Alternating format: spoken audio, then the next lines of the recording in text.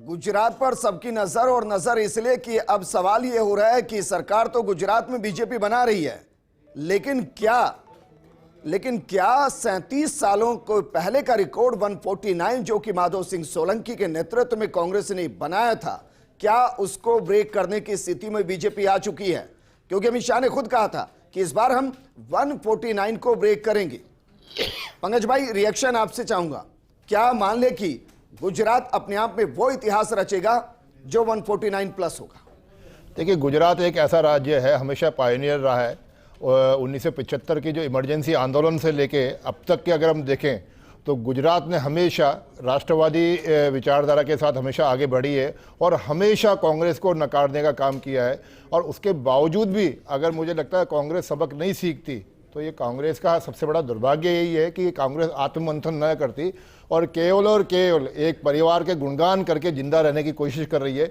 और इस बार जो गुजरात का चुनाव है, वो गुजरात का चुनाव ने तो मेरे को लगता है सूपड़ा साफ कर देगा। ये लाइन भी कम खत्म हो गई, ये भी लाइन भी कम पड़ गई। अब तो कोई शायद नया टर्मिनोलॉजी इजाद करनी पड़ेगी जो कांग्रेस की स्थिति गुजरात में हो रही है। ठीक है योगेश जी, इस पर भी आप बताइए। और ये क्या आप कहना चाह रहा हूँ आपसे कि राम मंदिर मूवमेंट, गोधरा कांड, उसके बाद भी जब चुनाव हुए तब भी इतना मैंडेट बीजेपी को नहीं मिला था जो आज मिल रहा है। वहां टोटल पॉपुलेशन में 88% हिंदू वोटर्स हैं, उसके बावजूद नहीं मिला। प्रधानमंत्री जो उस वक्त मुख्यमंत्री थे 12.5 साल रहे, उस वक्त भी मैंडेट नहीं था। विजेंद्र, ये तो पूरी तरह लग रहा है कि नरेंद्र मोदी ने जिस तरह प्रचार किया गुजरात में, आखिर तक उन्होंने गुजरात को नहीं छोड़ा और उसका असर या साफ तौर पर दिख रहा है, उनके रोड शो का असर, चाहे उनकी जनसभाओं का असर, और गुजराती में जिस तरह से उन्होंने संवाद किया 1 to 1, तो ये गुजराती अस्मिता का प्रश्न है। और अगला जो लोकसभा चुनाव है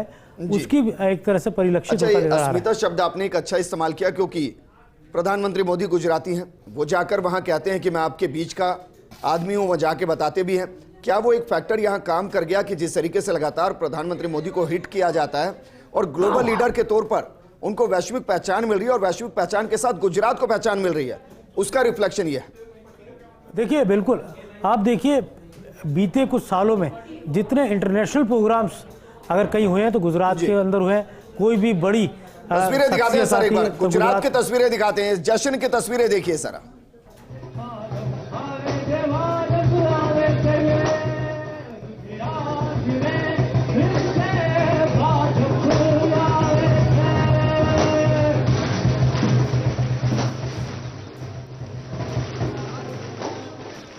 तो गुजरात ऑफिस के अंदर जश्न की तस्वीरें आपको दिखा रहे हैं, जरा देखिए किस तरीके से कमल के साथ बीजेपी ऑफिस जश्न के बीच में भगवा में होता हुआ जोश हाई है। और जोश हाई इसलिए क्योंकि एक नया इतिहास लिखा जा रहा है। योगी जी, सवाल वही है कि प्रधानमंत्री मोदी वहां 2014 से नहीं है, लेकिन प्रधानमंत्री मोदी वहां हमेशा से हैं। ये चीज गुजरात के लोग बेहतर तरीके से समझते हैं। देखिए, कई बातें, जो पन्ना प्रोग्राम है भारतीय जनता पार्टी का और जो संगठन की संरचना है, वो गुजरात बीजेपी का एक मॉडल स्टेट है। अगर गुजरात में 19-20 होता है तो आप समझ लीजिए पूरे देश में भारतीय जनता पार्टी में संकट आ जाए। तो गुजरात हमेशा से बीजेपी के लिए प्रयोगशाला रहा, अस्मिता का प्रश्न रहा, और नरेंद्र मोदी का राज्य, अमित शाह का राज्य होने के कारण जो लाभ गुजरात को मिलता रहा है, राजनीतिक तौर पर भी, विकास के तौर पर भी, वो यहाँ पर वोटों के रूप में तब्दील होता। और जैसा मोदी का एक रणनीति रहती है कि जहाँ वो कमज़ोर रहते हैं पिछले चुनाव में, उसका विकल्प ढूंढते हैं, फिर उन राज्यों के अंदर काम कर।